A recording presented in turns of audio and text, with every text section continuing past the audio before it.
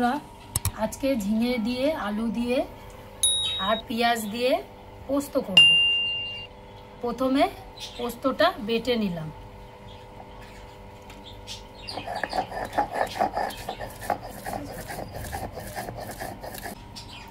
পোস্ত বাটা হয়ে গেছে, পোস্তটা বাটা তুলে নিলাম। মশলাটা কাচিয়ে নিলাম। কড়ায় তেল দিয়ে দিলাম, তেল গরম হয়ে গেছে। এবার দেব একটু কালো জিরে। রেখেছি আলু ঝিঙে, এবার আলুগুলো একটু ভেজে নেব।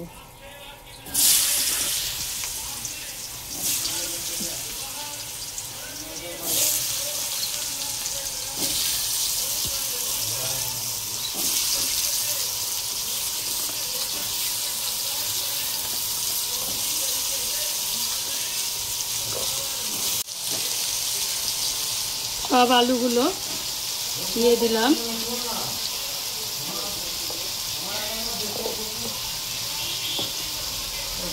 সব আলু দেওয়া হয়ে গেছে। আলুগুলো এবার লাল লাল করে একটু ভেজে নেব। আলুগুলো ভাজা হয়ে গেছে লাল করে। এবার পেঁয়াজটা একটু দিয়ে দিলাম। পেঁয়াজ বা কুচানিটা দিলাম এর মধ্যে দিয়ে একটু লালচে হয়ে যাবে, তখন ঝিঙেগুলো দিয়ে আলু পেঁয়াজ ভাজা হয়ে গেছে। এবার ঝিঙেগুলো সব দিয়ে দেবো,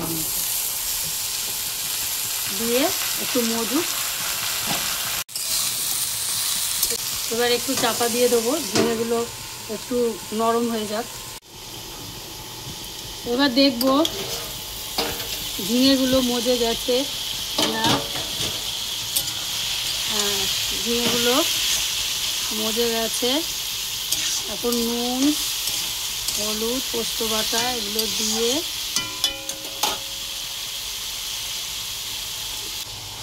এক চামচ নুন দিলাম, এক চামচ হলুদ দিলাম, এক চামচ চিনি দিলাম। এবার দিলাম পোস্ত বাটা দিয়ে ভালো করে এবার মাখিয়ে নেব। কষিয়ে নিলাম ভালো করে এগুলো দিয়ে। ভালো করে কষিয়ে নেব। পোস্ত দিয়েছি, এর মধ্যে চিনি নুন হলুদ সব দেওয়া হয়ে গেছে, সব মশলাগুলোই দেওয়া হয়েছে। এবার ভালো করে একটু কষিয়ে নিয়ে তারপরে জল দিয়ে দেবো। এবার জল দিয়ে দেবো। পোস্ত দিয়ে ভালো করে কষানো হয়ে গেছে। এবার জল দিয়ে সামান্য জল দিয়ে চাপা দিয়ে দেবো।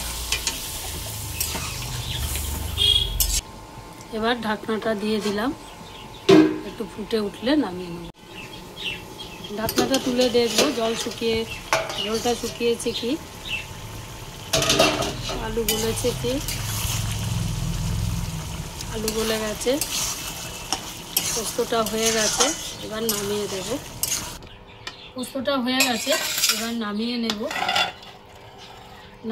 নামিয়ে নিলাম। পোস্তটা রেডি। এরকম করে খেয়ে দেখবেন, ভালোই লাগবে।